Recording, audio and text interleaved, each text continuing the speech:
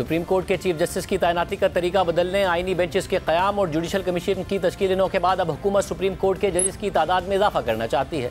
26वीं आईनी तरमीम की मुखालफत करने वाली तहरीक इंसाफ के साथ 26वीं आईनी तरमीम के हक में वोट देने वाली JUI भी इस तजवीज़ की मुखालफत कर रही है और ये इल्ज़ाम लगा रही है कि इस तरीके से हुकूमत सुप्रीम कोर्ट में अपने मनपसंद जजेस लाना चाहती है। 3 सितंबर को हुकूमती रुकन कौमी असम्बली दानियाल चौधरी ने सुप्रीम कोर्ट के जजेस की तादाद 17 से बढ़ाकर चीफ जस्टिस समेत 23 करने का प्राइवेट मेंबर बिल पेश किया था। ताहम तहरीक इंसाफ के रहनुमा बैरिस्टर गौहर खान ने एतराज़ उठाते हुए कहा था कि ऐसा बिल लाने का इख्तियार सिर्फ हुकूमत के पास है, जिस पर स्पीकर कौमी असम्बली ने दानियाल चौधरी को यह बिल पेश करने से रोक दिया था। लेकिन 10 सितंबर को प्राइवेट मेंबर डे पर दानियाल चौधरी ने यह बिल दोबारा ऐवान में पेश किया था, जो बाद में कानून और इंसाफ की कायमा कमेटी को भेज दिया गया था। और फिर यह खबर आई थी कि हुकूमत इस बिल को खुद ऐवान में पेश करेगी। तवक्को की जा रही थी कि हुकूमत आज ये बिल कौमी असम्बली में लाएगी, मगर ऐसा नहीं हुआ। तामी इस हवाले से आज सेनेट में पेशरफ्त हो गई है और फारूक एशनाई की ज़ेर सदारत सेनेट की कायमा कमेटी बराए कानून और इंसाफ ने आज अक्सरियत राय से सुप्रीम कोर्ट के जजेस की तादाद 25 करने की मंजूरी दे दी है। तहरीक इंसाफ के सेनेटर हामिद खान और JUI के सेनेटर कामरान मुर्जा ने जजेस की तादाद बढ़ाने की मुखालफत की। तहरीक इंसाफ के सेनेटर हामिद खान ने कहा कि हमें इस तरह कानून साजी पर इख्तिलाफ है,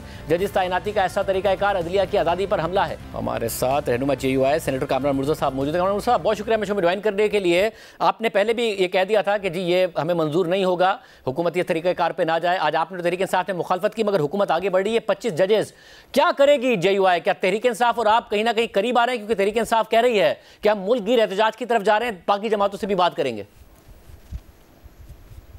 देखिए, एहतजाज की तरफ तो अभी तक ये बात हमारी प्री मैच्योर है कि हम एहतजाज की तरफ जाएं। बहरहाल आज तहरीक इंसाफ की तरफ से इमरान खान का वेल विशेस का प्रोग्राम अपना पैगाम आया था थ्रू असद कैसर साहब और अली जफर साहब मौलाना के लिए।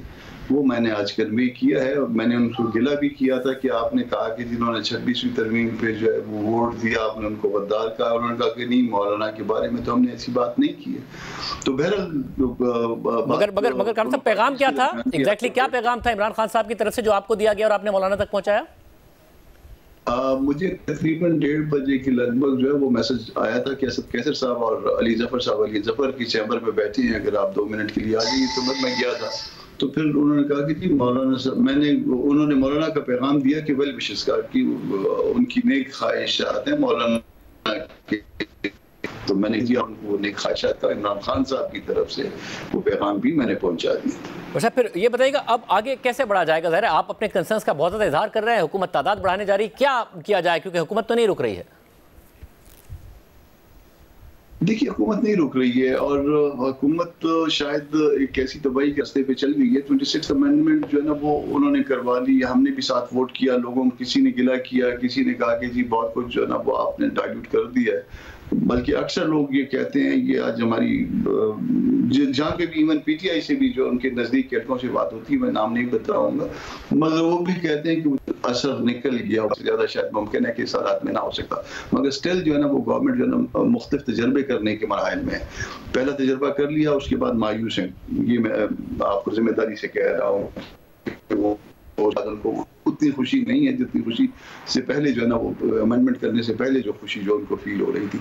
तो अब ये फिर दूसरा तजर्बा करने जा रहे हैं और ये तजर्बा भी शायद जो है वो अल्टीमेटली उनको कोई अच्छा नहीं होगा। हुकूमत का एक कॉन्फिडेंस आया जब सुप्रीम कोर्ट बार के इलेक्शंस हुए और रऊफ अता साहब जीते। अब वहाँ पर ज़ाहिर हामिद खान साहब कह चुके थे कि हम एहतजाज करेंगे, 29 अक्टूबर को पता चल जाएगा, आप नतीजा देखिएगा। मगर उनका जो हिमायत याफ्ता उम्मीदवार थे तरीके साहब के, वो नहीं कामयाब हुए। मगर रऊफ अता साहब आपके गालिबन जूनियर हैं, आप भी हुकूमत के साथ इन्हें सपोर्ट कर रहे थे, वो क्या करेंगे? सुप्रीम कोर्ट बार का क्या मौक़िफ़ होगा इस पर?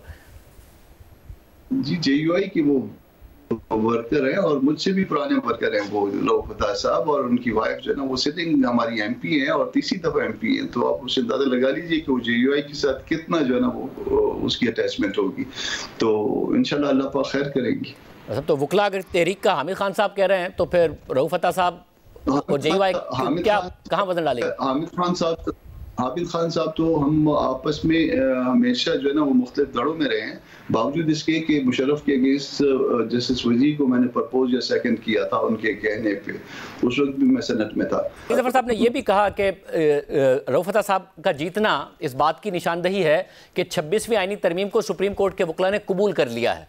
कबूल हो गए ना, वो कबूल हो गए, क्योंकि उसमें ऐसे है कि बुकला में मतलब हम इस ग्रुप में, आसमा वाले ग्रुप में दो, आप समझ लें कि दो सोच रखने वाले लोग थे।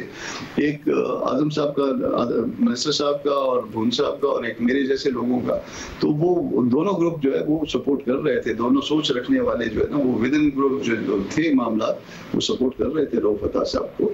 और अगर ये भी सपोर्ट करते तो हम उनको ज्यादा इंडिपेंडेंट एक शख्स के तौर पे, ज्यादा इंडिपेंडेंट सदर की सूरत में सामने लाते हैं, और उसका पीटीआई को भी शायद फायदा पहुंचता, मगर पीटीआई जो है ना वो हमेशा आखिर में अपना फायदे को नुकसान में बदल देती